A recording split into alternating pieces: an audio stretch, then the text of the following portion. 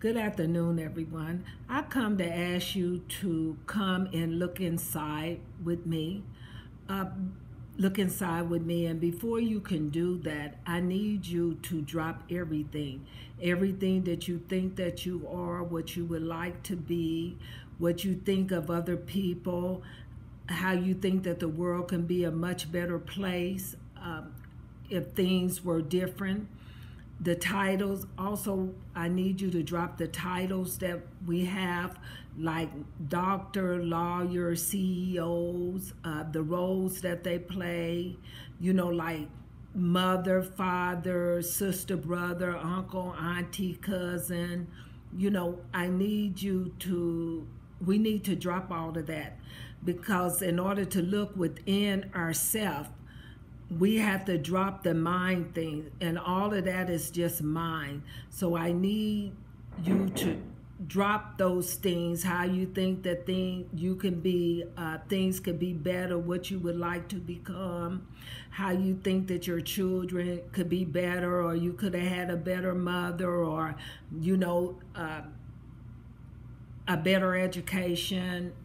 Just things that we have that is just weighing on us, that bogs us down. I need you to drop all of the mind things. By the way, let's just drop the mind. I need you to just leave the mind and all of the mind things, so that you can look within, with me, within.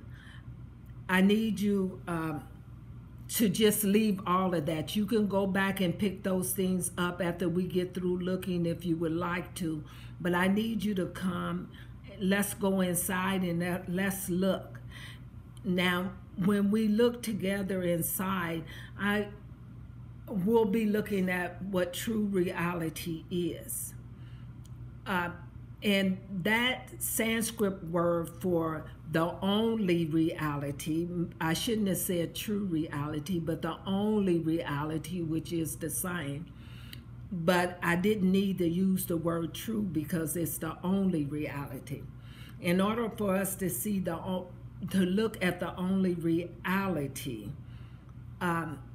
is to look together within us. You can close your eyes, or you can leave your eyes open. But I want us to look within. And Brahman is the Sanskrit name for God, Allah, Krishna, Buddha, Muhammad,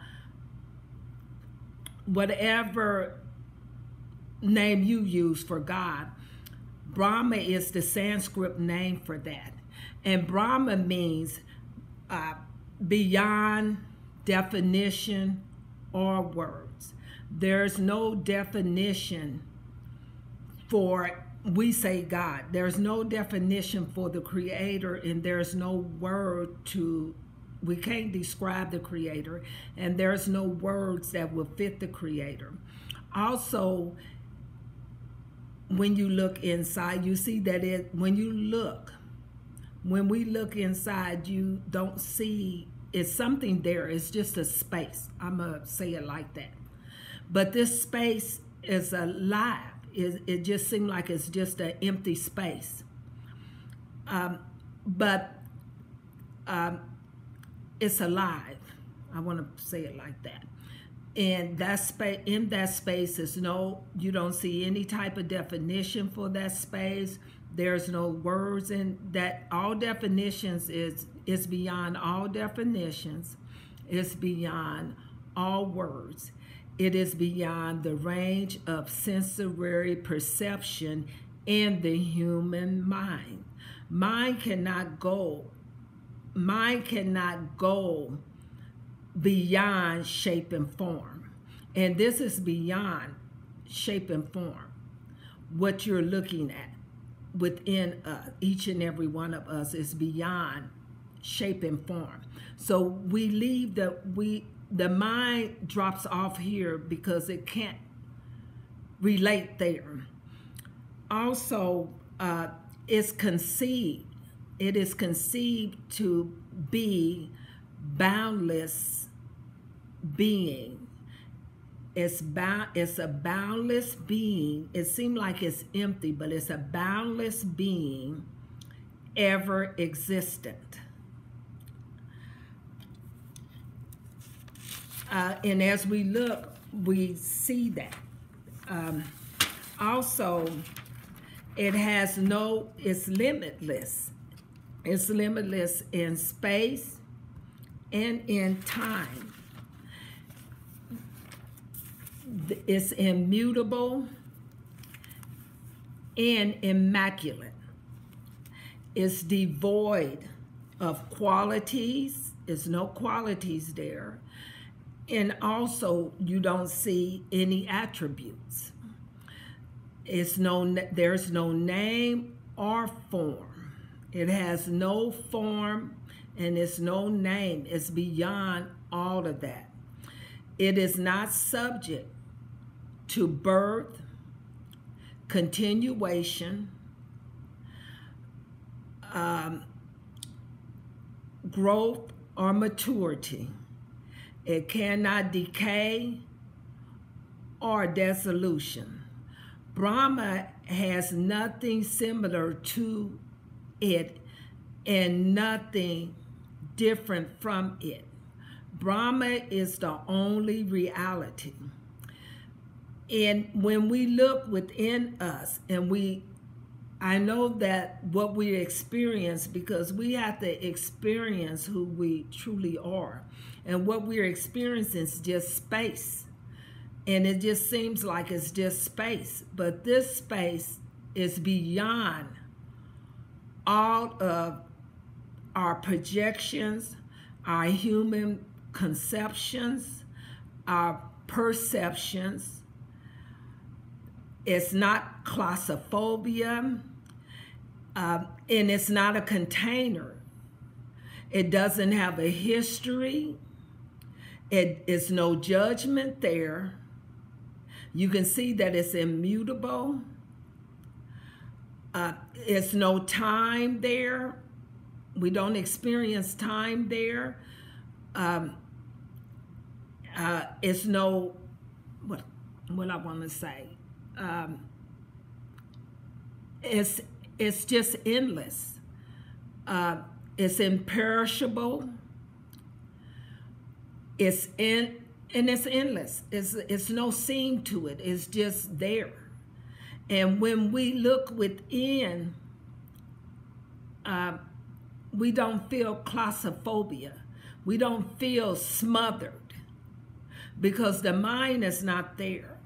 When we're in mind, then the mind carries, like the titles for us and the roles for us: mother, father, sister, brothers, uncle, auntie, CEO, secretary, librarian, manager, president. Those are all titles. But when we look together within us, none of that is there. All of that is mind stuff. And that's why I asked you to come and look with me inside, so we can become more familiar to our home instead of being more familiar with the earthly kingdom. I know that it seems that that's all we know because of the condition that we are under. But when we look together within, then we see that there's no boundaries there. There's no limit there. There's no age there. There's nothing to become, nothing to be, nothing to judge, nothing to forgive. There is none of those things are in our home but when we're in the world, because we work with our minds and we allow our minds to dictate to us who we are, who we can be, who we can't be, what we can do, what we cannot do, how we feel about others, how we feel about ourselves. Our mind is just so active that that's the only voice it seems that we can hear, because we have lived with that voice for so long that we think that is us. But we are not our bodies or our minds. And I think we have discussed that before. But our bodies serve us because they have all of the ranges of the sensory perception. And our mind serves us because we perceive through the mind. But we are the I am. And we say that all the time. We are not the name that have been given to these bodies. We do not, where we're looking at does not have a birth certificate. It does not have a death certificate. It does not have a duration of life. We're looking together. You don't see any of that there. Now, the mind may be trying to, come in and say, oh, no, it ain't like that. But that's mind. That's mind stuff. And don't pay no attention to the mind. Like I asked you before we started looking, to just, drop the mind.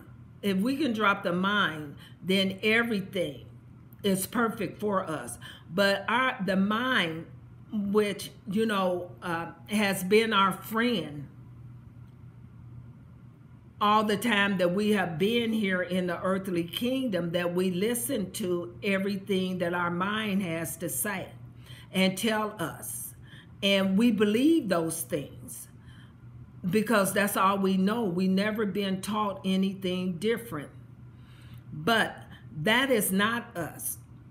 When we come home, and we look together within, we see that we are imperishable, that we're timeless, that we're limitless in all areas, that we're limitless in space and in time. So we have no boundaries. But when we're in the earthly kingdom, and like I was saying before, we rotate in here. We rotate all the time from the awake state to the sleep state to the deep sleep state. And when we're in the deep sleep state, that's when consciousness has backed up, I guess I would say, from the body to allow the body to heal itself and to be able to heal itself. But when consciousness enters back into the body, and you could be unconscious at 12:59, but at 1 o'clock when consciousness entered the body, then, you're open your eyes and you're back into the physical kingdom. But this kingdom is not our home. We are always in this space that I'm talking to you about. Be if we're awake or if we're asleep. When we're in deep sleep, we don't remember anything. But if we're dreaming, we remember. Some people can remember all of their dreams and others can't. But when we're dreaming, then sometimes we can remember our dream. But in the wake state, we're usually in the wake state maybe 16 hours a day. If we push it, we may be able to push longer. So when I'm in the wake state, then I'm who I am, the name that my physical parents gave to this body. And I can't say that I am that. My body, I respond to the name that was given to my physical form. And that's what the human mind relates to also, because the mind has to have a form. It has to have some type of quality so that it can make the association. If you take and you put the mind into empty space, mind can't go there because there's no kind of way for the mind to be able to read that. because it has to have some type of quality, some type of form or shape to be able to make the association. So we are not our mind and we are not our body. And I just would like for us to contemplate that more and more in our everyday life, is that I'm not my body, I'm not my mind. We are just being. We're an endless being. That's what we are. We are, you can say that is soul, spirit, life. We're life. We give life to the body. If we don't enter back into our bodies, then our body cannot get up and be interactive in the physical world, which is a three-dimensional world. It cannot interact in the physical world if the consciousness does not come back in the body. And we call that the wake state. When we're awake, when we're responding to our children, to our jobs, to our titles, to our roles, in our careers, then we call that the wake state. But my message to us is that we had to wake up from the awake state, because we're still dreaming even when we're awake, because we think that we are these physical bodies and we think that we are our mind, and we're not our body or our mind. I don't know if I don't think that I can stress that too much, because we respond to each other like we're our body or our mind. Our bodies is just the location for the life that is in it.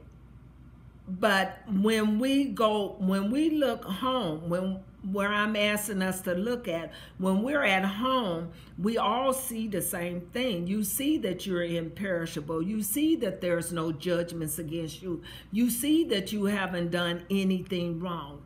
You see that you, you have love, bliss. These things are in our home. But as long as we think that we are these bodies with a mind that tells us what we can do and what we can't do, and dictates to us who we are and who the next projects for us what life ought to be and how we can manipulate it, then as long as we are in the physical kingdom and we're allowing the mind to tell us who we are, then we will always be dealing with claustrophobia, because it smothers us. It just don't give us enough room to be able to stretch out. But when we come home and we look together, where I'm asking us to look at now, or what we're looking at, and what we have been looking at the last few minutes, is that is plenty of space. There is nothing but space. That's all it is. But that's our home. There is no judgments against you. There's nothing you had to become. It's nothing but pure perfection there. And that is our home. That is without any type of blemish. That's why it's immaculate. It's immutable. We're not moved from that space. But that's another story to be able to say. When we're in the world and we're interacting in the world, if we interact from home, it's a different experience. And we need to experience it. No one can do it for us. We have to decide we want to come home and experience home. And that is what our home look like. Our home is not subject to time. Our home is not subject to birth or death. It's not subject to judgment. It don't have to become anything. Our home just is. That's our home. And for me, you know, when I look at it, and I just want to share with y'all, since we're looking together, is that we go home every night. When you're in deep sleep, then you're at home. That's our home. And we can't take, I mean, you can't take anyone with you. Whenever you're in deep sleep, you don't have a husband, you don't have a wife, you don't have children in school, you don't have a home, you don't have a car, you don't have a job. And even when we're in the awake state, if you're at home, you know that all you're doing, the body is interacting in the physical world, but you never leave home. We're always at home. It's immutable. It doesn't change. And that's what we have to come to recognize. And that's what we have to come to realize, is that we're always at home. And because we think that in the physical world is so much for us to do, because we got to we're keeping a roof over the physical body. We're riding the physical body when we buy a car. We're feeding the physical body when we eat food. At home, none of those things exist. We don't need any food. We don't need sleep. We don't need a job. We don't need a car. Because we're endless. We're boundless. We're free. We're bliss. Well, I really don't know too much more that I can say right now, but I hope that I have said something that will cause you to want to be at home more and look around your own kingdom. And I say that because as long as we're in this form, then we're life in an individual form. But when we go home and look within, we're one. It's like one being all and all being one. And that's what it is for us. When we're at home, the all becomes one. When we're in the world, the one becomes all. And that's what it is. It's just, it's, you know, it's really what I want to say about the Creator. The Creator just has a way, its own way of doing things. And that's how it's done. It's always just one. But in the physical form, in these physical bodies with these, you know, with the mind, because the mind is one. And that's another story too. In these physical bodies with the mind,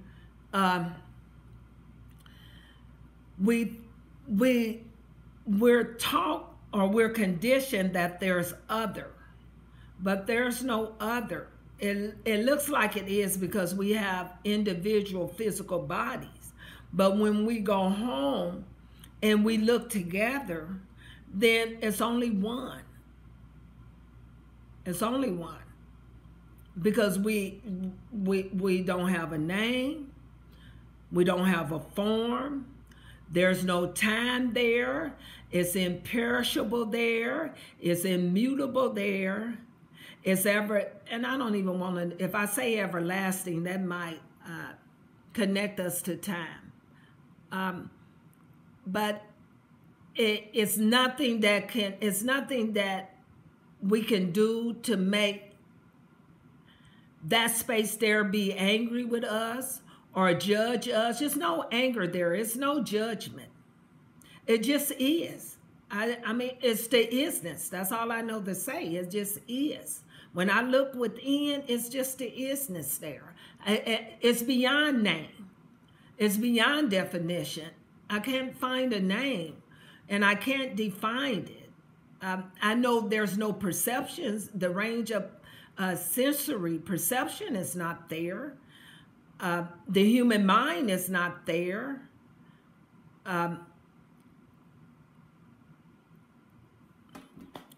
Well, I really don't know too much more that I can say right now, but I wanted to say something to us to make 2022 cause us to continue to look within our own kingdoms.